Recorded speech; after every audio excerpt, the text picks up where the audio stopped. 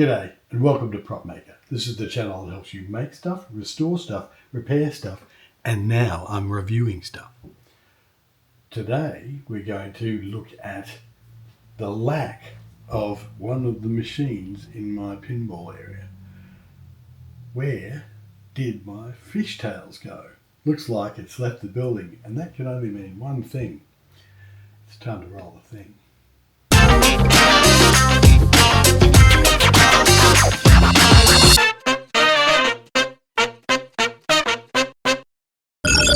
Incoming transmission. So what actually happened? I was actually contacted recently by my good old friend Rusty out at South Australia in a pinball and arcade, and he asked me whether I still wanted my fishtails, what was happening to it. I said I was just playing around with it for the last 2 years. I've been playing it. It's been great game. Love it, and I think it's one of the best games out there. But as you know, some of you might have recalled back on my video about pin to DMD, the colour display that I installed in the fishtails, I actually disclosed what my greatest pinball of all time is. And that led to an interesting conversation with Rusty, and suffice to say, energy.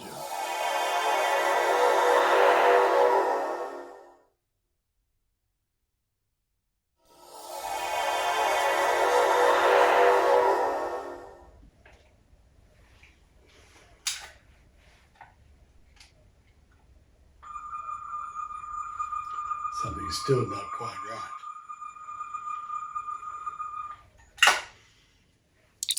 Energize.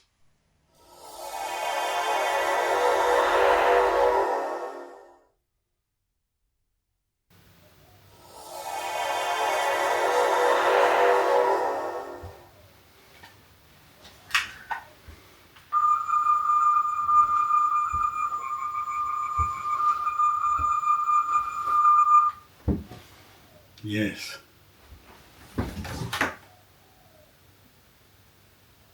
I got one.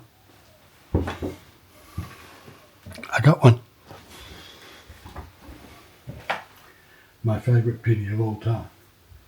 And it's here. At Propmaker headquarters. Propmaker headquarters.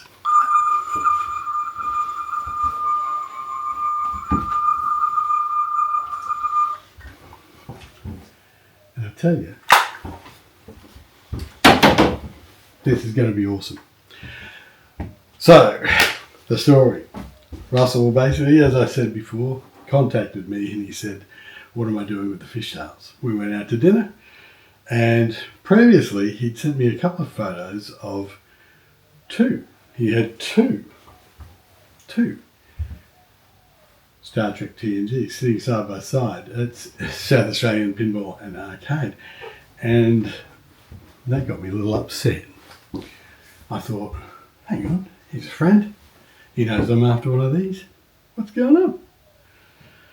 Anyway, we go to dinner, and he suggested, what about a little swipsy swapsy? And so we did. The next day, he wanted to pick it up, but he wanted a proviso that he wanted the DMD that I put in that fishtails, that video. You want to go back to the pin to DMD, adding colour to fishtails. He wanted it reversed back to the original DMD because he wanted a game that as if it came out of the factory, which is fair enough. And so he said, whenever you get round to doing that, we can work out when that swap can happen. Well, I'll tell you, about an hour after I got home, I actually had that thing swapped back out, the whole process reversed, which I've actually videoed, and that video is coming shortly, how to reverse colouring your DMD. And then, so I had that, and then the next day I messaged Russell and said the job was done, and within a few hours, this guy was here. So I have had him for about a week, but I haven't switched him on. I haven't even opened this little door. I haven't really even taken off the glass. Nothing. So everything that I see in this video, I'm seeing for the first time like you are. So everything that I do to this, it's going to be new to me. I've never touched one of these machines. I've always wanted to own one. Never got to play with one. Anyway, that's the deal. So there's a lot of work, as I said. This machine was as is. So he knew I needed one. This was broken. I prefer broken so that I can fix things along with you guys, and that's what this whole channel's all about. So you will discover things that go wrong when I discover them. And I think the very first video we'll get on to now, which is basically creating a bit of a list of things to do. Just by looking at the outsides, not even looking at anything else. I might get into that back box and just have a quick look there too. So let's have a look at this machine. I'm going to switch the camera around. And without the reflections, this machine's looking pretty good. As I said, I haven't actually turned it on yet. The side artwork, it looks pretty good. We have a little bit of a blemish on John Luke there. All of these, the artwork can be redone and refinished with new artwork that you can just buy. There's a bit of a chip in the woodwork here, two of them. But on the whole, it looks pretty good. On the side, a little bit of scratching here. And we got a little bit of a scratch on John Luke on that side. But on the whole, it's pretty good. So now, look at the playfield. This is with the glass on. Everything seems to be in order. So give me a chance. I'll get this glass off. I'm going to get a bit of a pad and paper. And I'm going to see what we can determine that needs to happen straight away. And what we're going to do is take this glass off right here. So how do we do that? We will open the door. There's a lockdown bar just here. Pull that sideways. And this lockdown bar should, I'm just going to try and do this one-handed. Oh, so it doesn't feel like it's been off. Okay, first looks at the lockdown bar. The cool thing is most lockdown bars are pretty rusty. This one looks clean as. So let me put that down. But anyway, let's just take this out. Now remember, when you take glass off, never set it down on concrete. Always set it down on wood or material.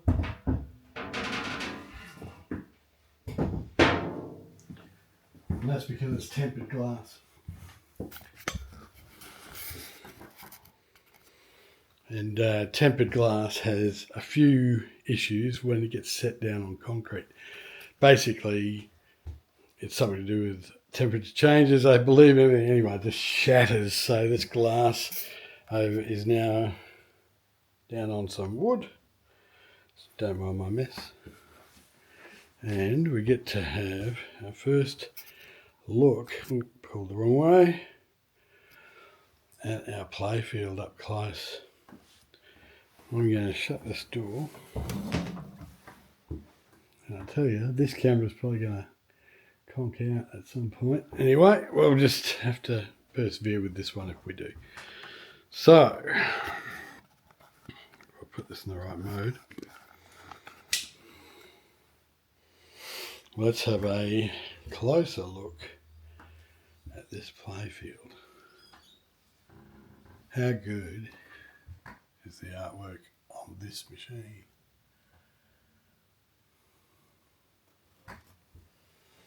So it looks pretty good. Pretty happy with it. So immediately notice a couple of things straight off the bat. So one, we have flippers, one flipper in particular, that's broken.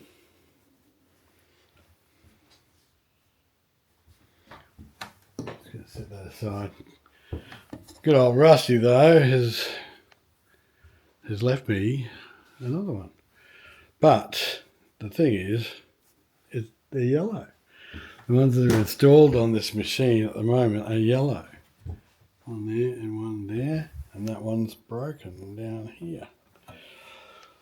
They actually originally were white, and they didn't have red rubbers at all. They actually had black. So we're going to send it back to factory defaults to start with, and I think what we will end up doing is actually cleaning it up and getting it working first. Actually, not even cleaning it up. I'm just going to try and get it working first. So that will be the first video that'll be coming up next after this one. This one, though, we're just going to have a quick look at things and have a quick look at this playfield. So apart from this broken clipper, which still seems to be connected and things seem to be moving all right, same with this one. Right, let's have a look. So we have on this machine we've got a couple of ball cannons. Now they sort of swing across and then you can get to shoot different targets on the playfield using this trigger. And this looks a bit tired as well, so the surface has been rubbed through. Whatever paint was on there is pretty much gone. And you can buy chrome versions of these online. I'm not sure whether I will do that. I'll probably just rework this one, get it back to being the original black that it was, and just make sure that it's actually pretty clean and tidy. Right, so let's travel with the ball where it starts. So the catapult system's here. Where are we? There. And that goes up on this wireframe, and then this wireframe, actually looking at it all the way around, it doesn't even seem to have a blemish. It's pretty clean. So once it comes out onto the field, it shoots up here and goes through into here. Now I did notice that over here we've got a pop bumper without a cover on it. Now that is a problematic cover at the best of times, because on that particular pop bumper, that ramp actually does end up sort of chomping into that pop bumper lid. So we've got a few plans for that. Watching a fellow by the name of, actually the YouTube channel is High End Pins. I watched him edit a pop bumper lid and basically cut it so that it fit perfectly under there, and I'll probably be doing that. All right, so let's have a look at what else. The main artwork. This artwork is pretty good. In fact, the entire playfield seems to be pretty good. Even the worn bits are very, very slightly worn, except for one area or one insert, and that's right here, there. So that's the extra ball, I think it is, and that's worn through. I do have a plan of a way of maybe fixing that, but I'm not sure how successful it will be. We'll see. I've seen other people who are restoring these machines just basically just buy something small like that and maybe some lifting. They tend to just get rid of the whole playfield and just buy another one, which is all right too. And not putting, if I could afford it, I don't know. I don't think I'd do it over one insert. Anyway, just having a look at these ramps. So the little steel plate that's at the start of these ramps are pretty rough. So I can hear and feel rust on them. So whether I can actually just clean those up, I'm pretty sure I can. I did go looking for them, but they sell them because they're riveted to this plastic actual ramp. And there is three. There's one there. There's one just underneath the board ship. And there's one over here. And this represents the alpha quadrant, the beta quadrant, and the delta quadrant. So they're all a little rusty, well, pretty rusty. If I can't fix them, the only way to actually get hold of new ones of these is buying, as far as I can tell, buying the full ramps, and they're $209 each. So that's a fairly hefty exercise if I wanted to go down that path. Not sure I will. Now let's have a look at more fun things. So the targets all look pretty worn, but you know, they look like they would work fine. When I go to refurb, I will rework them and assess each one of them as we go. A lot of people do change things like the designs on these. These are just standard targets, but I've seen people actually put decals on them for different, whatever the thing that they are representing. As I said, I don't know this game very well because I've never actually owned one or even had to refurb one at all. So, but looking at this, it says the Klingon assistance along here. So I'd say Klingon emblems would go on there. What do we got? We got the Ferengi jackpot here. So the Ferengi logos normally would go there if they were going to do that. And there's Q over there as well. Good old Q. So let's have a look at the things that are actually on this. Actually, let's have a look at this. This wireframe over here looks really clean as well, as does this one down the side and this one here and this one here. They all look really good. Even this one that's sort of hidden down underneath. There's no rust on any of it. So it's really literally just cleaning that, giving it a wash, giving it a dry, and putting it back on the field. Pretty happy with that. These clear plastics all look just dirty. I think that they'll come up fine. There's one's up the back here, and there's more over here. They all just look dusty. The one plastic that I did find that seems to be broken is this one here, down here underneath the cannon, and there's a crack right there. Actually, now that I look at it closely, the other side has the exact same crack right there. So I need to replace those. I will. What else is next? Let's have a look at these adornments. So we have a Klingon bird of prey, and these are just sort of basic figurine, I guess, things that they built for this. Doesn't really do much for in-game play. Now, a lot of people replace many of these things with replicas or different, more detailed and more well-painted editions of these things. I most likely will do that because, well, it's just going to be fun. So we've got a bird of prey here. We've got a Romulan warbird up here. We have a shuttlecraft over here. which I think is a Type 6 shuttlecraft from memory. Oh, going back a bit anyway. I get the artwork is showing that there's a swoosh along the ramp and that shuttle is facing towards the back like it's on its way out into space. But I sort of want to see the shuttle, so I don't know. I might even end up turning that guy around. There are other versions of him that you can buy him as well, where the nacelles and things light up. So I don't know. Haven't gone down that path or thought about it yet.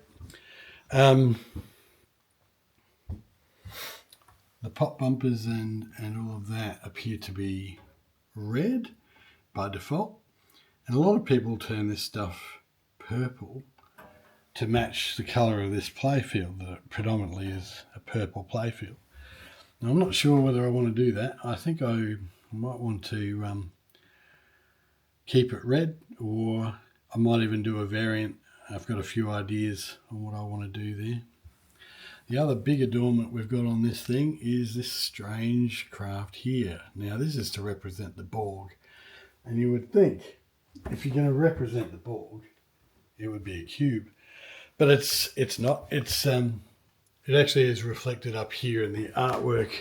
If I can get closer, artwork up here on the back glass as well. So that type of Borg craft is, I know it's similar to the stuff that I guess Voyager saw in Unimatrix 1, I think.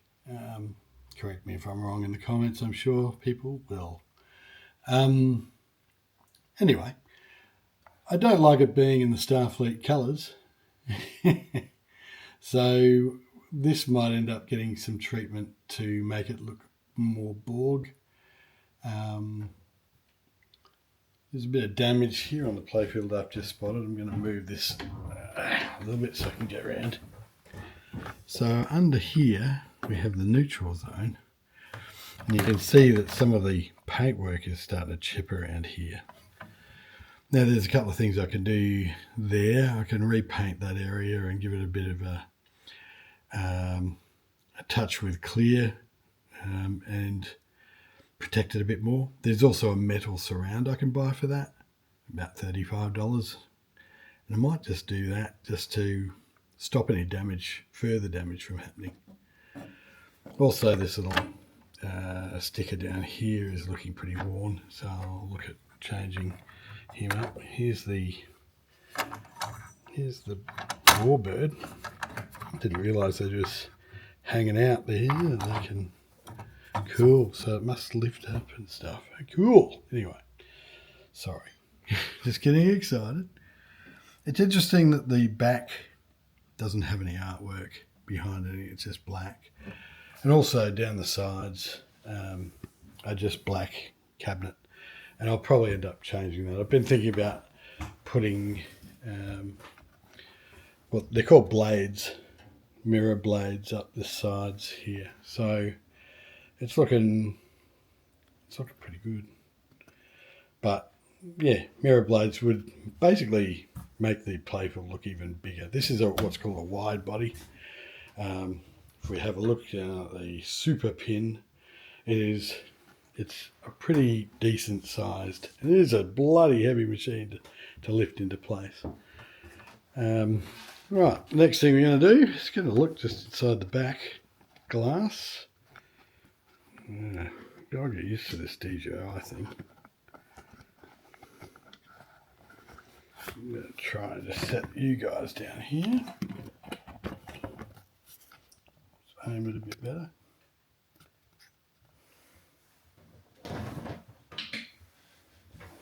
Sit this down. Don't trip over the cat. Good old cat. I know, it's almost dinner. Alright. So the first thing we're going to do is, normally there's a lock up here on the back glass and the trans light. That lock seems to be broken. There is no key. Well, there is a key. The key's inside the door, but it just spins around and doesn't actually do anything. So I'm going to lift this channel off. this channel, okay, the lip channel is broken, so that will need replacing. I'm missing one of the edges. It looks like I've got one of the sides on here and I don't have an actual top part of this translate edging. Let's have a quick look. It doesn't appear that there's any breakthroughs except from the very edge there, and I can't see my hand through that artwork, so we're pretty good. We're pretty good. It's actually pretty good. There's that one little bit that I think if I was to shine a light, if I was to shine a light through it, you'd probably see something through there. Alright, so that artwork looks pretty good. Yeah, set that down.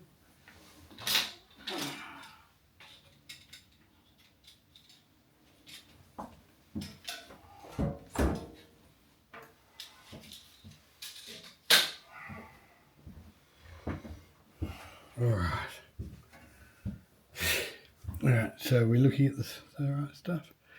I'll just bring you up a little bit.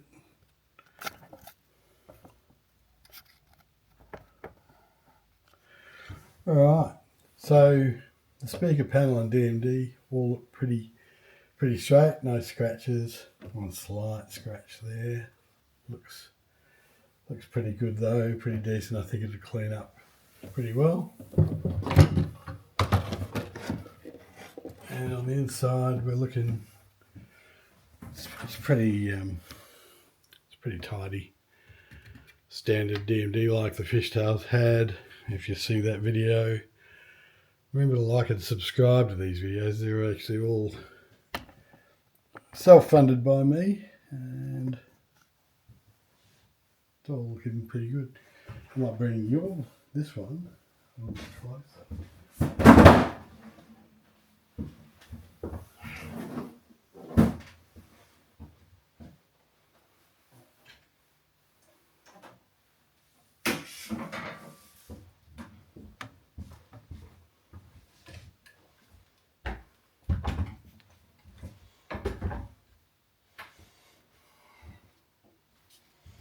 Have a look over here and get a bit of an angle.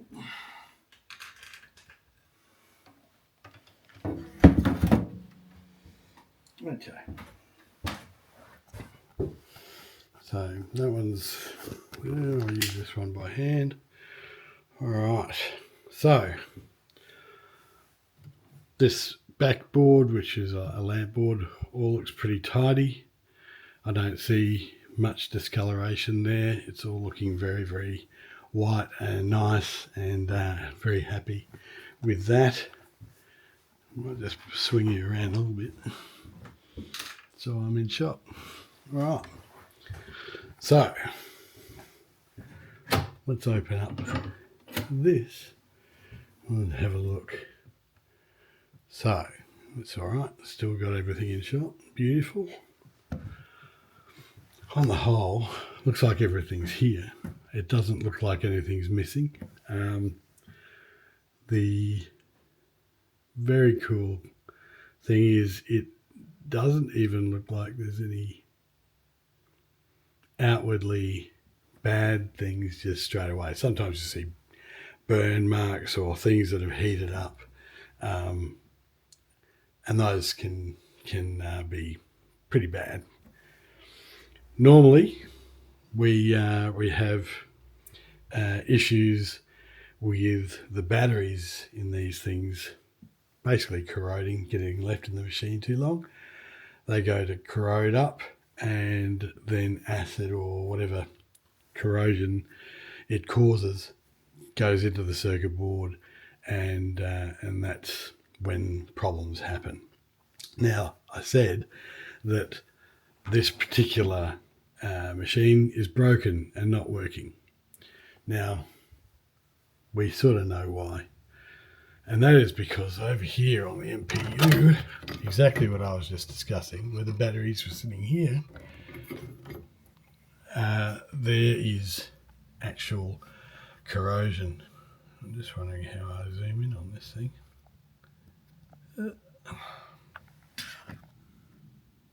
So you can see the corrosion there. I might just take this tripod off. Alright, so let's get close. So you can see the corrosion right there. And it's travelled down, as you can see, down onto that circuit board. And it's affected all of these resistors and this chip and who knows what else around this entire area. So our first job in the next video, when we go to get this going, will be to basically replace this battery with a remote one to start with. It'll eventually get replaced altogether with some NVRAM that will go up here in this chip. Just replace this chip with some non-volatile RAM, and then we don't need batteries anymore. But for now, remove this and put a couple of wires off where I did with the fishtails, and have that any batteries not being anywhere near this circuit board if they ever get forgotten. So yeah, so I have had this out and I'm just going to bring it back out. So this is the board, and this board is pretty tidy otherwise. As you can see, it's running a version of this firmware called LX2, which is pretty old. It's up to LX8, and I think LX9 is coming out from the community. This LX7 is what most people run, and that's what I intend to put into this machine. But as you can see with this, I'm going to just show a couple of angles on this stuff. So where are we? Just there. So can you focus, please?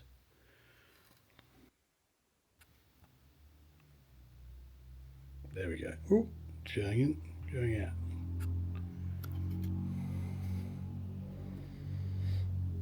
Anyway, let's try the iPhone. It's not really focusing either. Anyway, all good. This will be the first board that we look at repairing. Looking at the rest of the board though, we have all the boards look pretty good from, and I've got to get familiar with these boards as well. I believe this is the sound board, and you can see all the sound ROMs, all the Star Trek sound ROMs live in this bank of massive chips here. And this one runs the DMD, I believe. So very similar to the one that was in the fishtails. And this is the driver board, which is the one which I had a great deal of issues with back in the fishtails. So we'll probably need to have a look at the normal culprits in the fishtails. This particular, where is he? This particular cap, I think it was either this one or this one that actually had leaked, and yeah, it wasn't very good. So these bridge rectifiers up here, I'll be checking those. There's another one here, and there's I think there's 5 or what. There's one up here in this board. And then we've got 5 massive capacitors. And basically, sometimes those can corrode or leak out damage onto the board as well. So I'll be checking all of those. as with replacing or checking all the fuses and replacing as we need.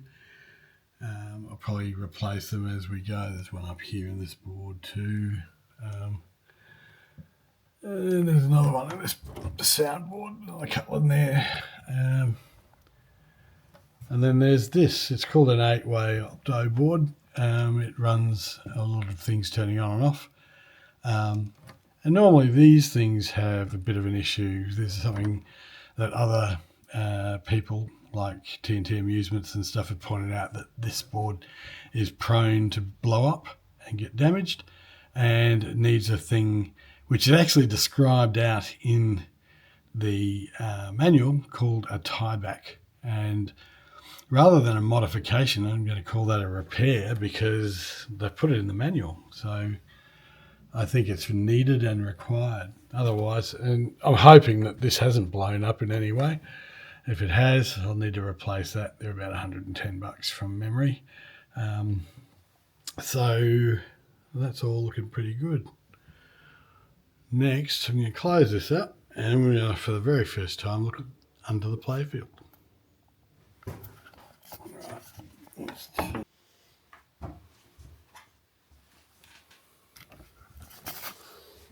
These are called rest bars. Normally they get bent a bit. This one they both look pretty good. Let's pull it out a bit further. Well, it'll lock into place. It's probably better if I put the MPU side of. Problem is I've put this on wheels. So it's moving when I go to pull the playfield out. Right. I think I've got it now. There we go. It's locked.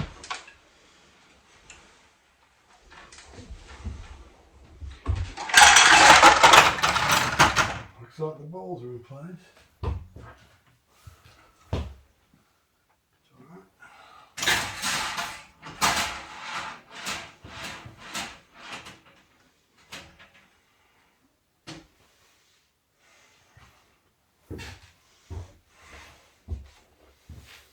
Right, this ball is in the machine, and it's pretty, where are we?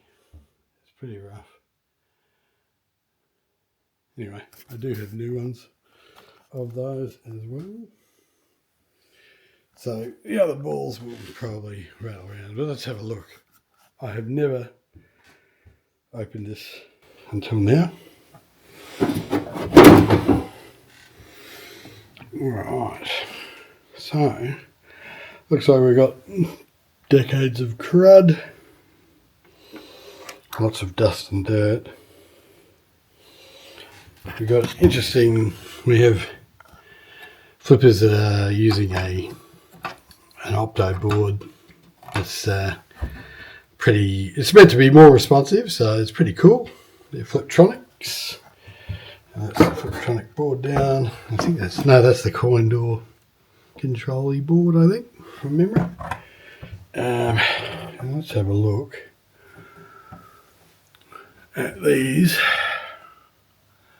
coils and stuff. I'm not seeing anything that's jumping out at me like anything that's burned up.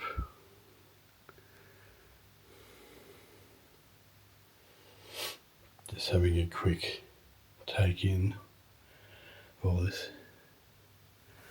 These giant boards that are sitting here in the playfield. It's pretty great. Lots of fun.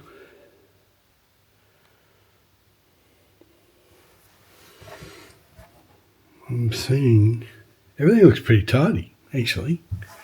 Looking at it, it presents really well. Like, this is the subway system, and I can see balls sort of sitting here at the bottom of these subways.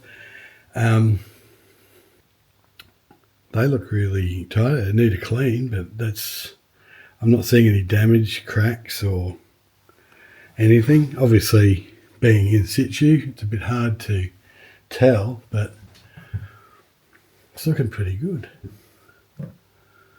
These are, I think, it looks like they've got little motor controllers to work these motors for the launchers. We've got these. Not sure what these things actually do, but I guess I'll find out as we go.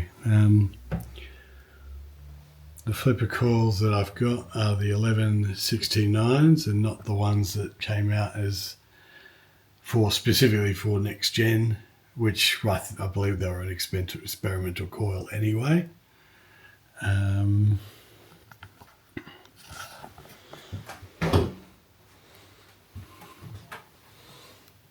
But everything's looking pretty good. Some of these lamps look a bit old and dead. It's a lot of lamps.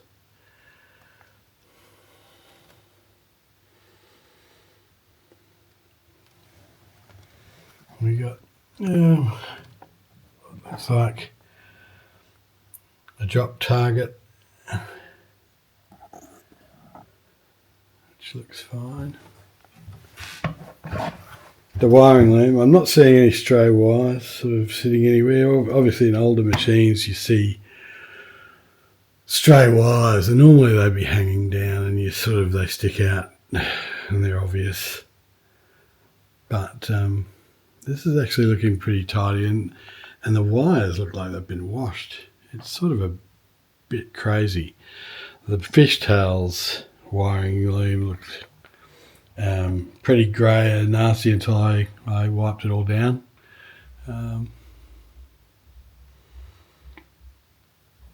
There's no real crazy soldering on this. Normally you see on the coils generally some massive blotches of solder, and no telltales either in the bottom of the cab either. Normally you see soldering splatter if there's been a lot of work done on a machine. And there doesn't seem to be any of that. Yes.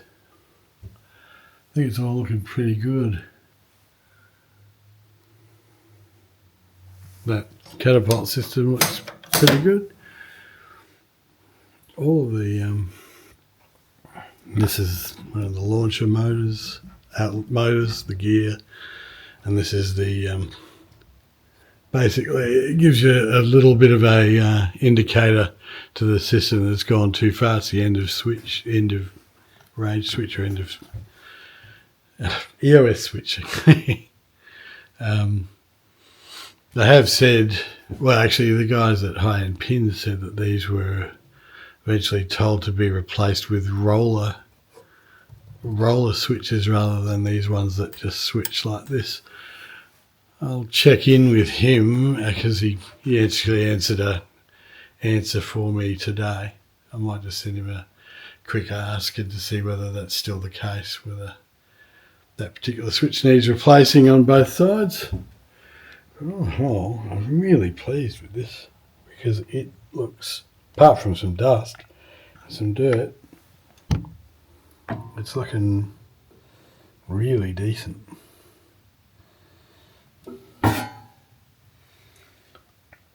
Right.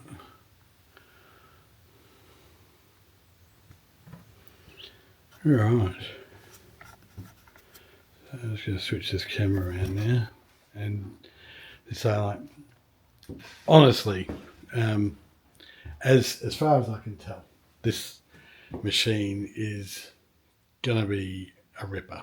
Not only is it my favourite machine, and I'm biased anyway, actually getting a machine that's actually got no burn marks or anything like that, just telltale signs and stuff, and the only thing being wrong is some corrosion on the MPU board, which I was going to check out closely anyway and make sure that all of that was pretty much corrected or repaired. I think once that's actually done, this game should go. Now, with that LX2 CPU in there, I do want to bring it up to LX7. And the reason for that is easy, is that the DMD, that if you remember the DMD that I had to rip out of my fishtails because he wanted the original DMD back, I pulled the colour DMD out. Now when you do that, you can switch them over into another game. In order to do that, you've got to contact the person who does the artwork. They require that you have your UID or your board's ID, your pin to DMD ID, and you send that to them, and they regenerate or recompile the files specifically for your board. And that's been sent through to me. I've got the files, so my old Fishtails colour DMD will become a Star Trek DMD, but that won't work with LX2 in as the chip that is in my MPU. I'm going to have to bring it up to at least LX7 for it to work. So that's all fine. Like, I've got no problem with doing any of that. And I think the very first thing I'll do is repair that board so I can at least switch it on. Then repair this flipper. And actually I'll probably take all the flippers out. I've got a flipper rebuild kit for all 3 of the flippers that are in this. I'll put new flippers, new rubbers in on those flippers, and get them and make sure that they're actually all functioning once I can turn it on with that MPU being repaired. So if you like this, like and subscribe. It helps out my channel heaps, and I tell you, I'm very, very happy. I'm going to have to, where did I do it? There it is. Obviously, should have done this earlier.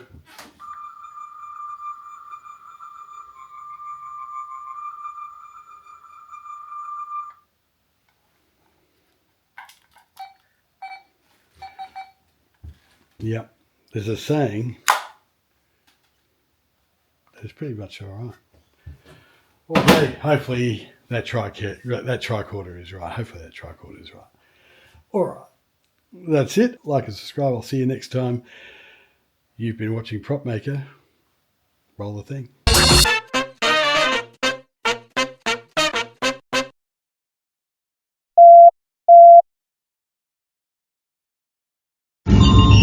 Transfer of data is complete.